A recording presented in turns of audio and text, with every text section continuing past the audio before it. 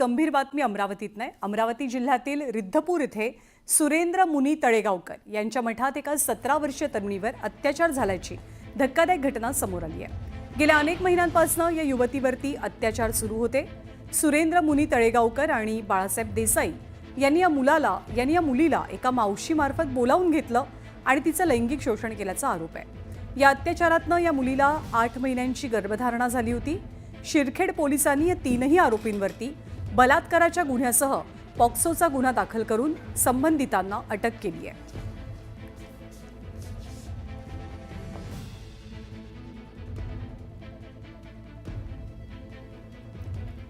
आणि या बातमीसोबतच बुलेटिनमध्ये आता वेळ झाली इथेच थांबण्याची. अगदी थोड्याच वेळात बातम्यांचा वेगवान आढावा माझा सहकारी विशाल सोबत. धन्यवाद ज्ञानदा. आतापर्यंतच्या सगळ्या वेगवेगळ्या घडामोडींबद्दल. यानंतर देखील वेगवान स्वरूपातल्या घडामोडी आपल्याला बघायच्यात पुढल्या बुलेटिनमध्ये. पण त्यापूर्वी एक नजर हेडलाईन्सवर. महत्त्वाच्या बातम्या. प्रायोजक पुष्कराज रागी डिलाइट्स, महाराष्ट्राचं लाडकं आणि नंबर 1 नाचणी सत्व.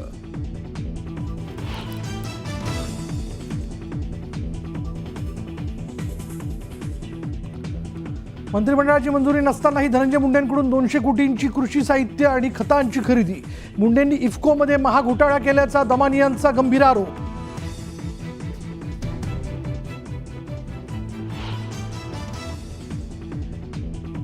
मिळालेली सुपारी वाजवण्यासाठी दमानिया उतावीळ, धनंजय मुंडेंचा दमानियांवर पलटवार.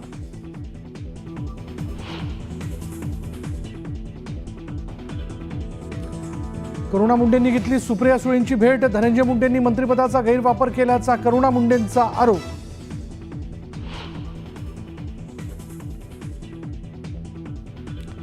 धनंजय मुंडे सुरेश धस भेटीनं देशमुख हत्या प्रकरणाच्या चार्जशीटमध्येही छेडछाडीची शक्यता. मनोज जरांगेंचा गंभीर आरोप. तर भेटीसाठी भाजपने धसांवर दबाव टाकल्याचाही दावा.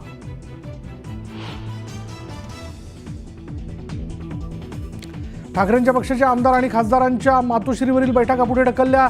28 तारखेला आमदारांची तर 1 मार्चला होणार खासदारांची बैठक. काँग्रेस नेते राहुल गांधींकडून मोठी चूक. छत्रपती शिवरायांना जयंतीनिमित्त वाहिली श्रद्धांजली. भाजपची जोरदार टीका तर काँग्रेसकडून सारवासारव.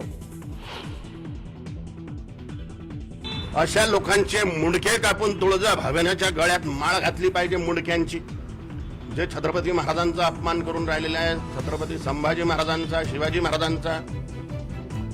कालीचरण महाराजांचं पुन्हा वादग्रस्त विधान.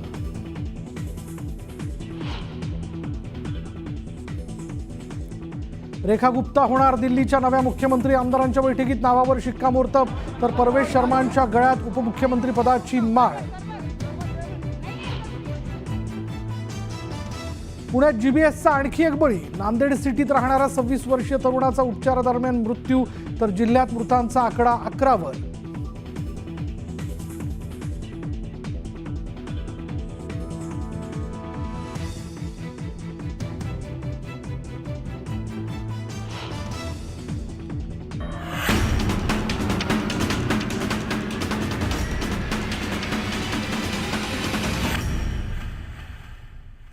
या बुलेटिनमध्ये आता आपण यापुढे जाणून घेणार आहोत सुपरफास्ट 100. अगदी झटपट सुरुवात करूया.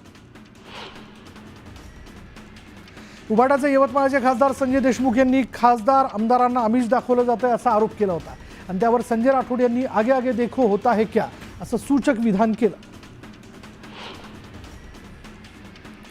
दिल्लीतील संसदेत यंदा पहिल्यांदा साहित्य दिंडी पार पडणार आहे. 21 फेब्रुवारीला संमेलनाच्या पहिल्याच दिवशी लोकशाही मंदिर ते साहित्य मंदिरापर्यंत साहित्य दिंडी निघेल.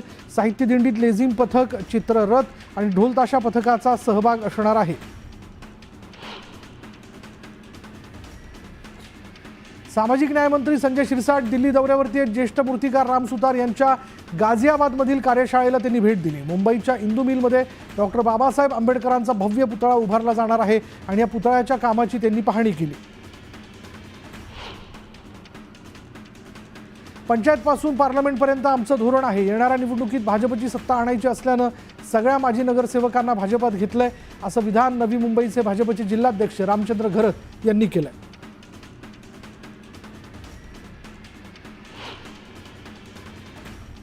नगरसेवकांची घरवापसी आणि संदीप नाईकांच्या प्रवेशावरील प्रश्नावर गणेश नाईकांनी बोलणं टाळलं. प्रश्न विचारताच गणेश नाईक प्रश्नाचं उत्तर देणं टाळत निघणं त्यांनी पसंत केलं.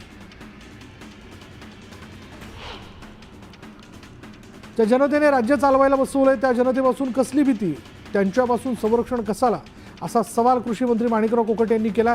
मला सुरक्षा नको हे मी आधीपासूनच सांगितलं होतं, असंही कोकाटे म्हणाले. एक ब्रेकिंग न्यूज. छत्रपती शिवाजी महाराजांच्या पदस्पर्शाची आठवण सांगणाऱ्या आग्र्याच्या किल्ल्यात यंदा धूमधडाक्यात शिवजयंती साजरी झाली आहे. या सोहळ्याला मुख्यमंत्री देवेंद्र फडणवीस, उपमुख्यमंत्री एकनाथ शिंदे यांनी विशेष उपस्थिती लावली आणि त्यासह छावा चित्रपटात संभाजीराजेंची भूमिका साकारणारा कलाकार विकी कौशल प्रमुख पाहुणा म्हणून उपस्थित होता. दरम्यान आग्र्याची सुटका युक्ती दिन म्हणून साजरा करणार अशी घोषणा सांस्कृतिक मंत्री आशिष शेलार यांनी केली आहे.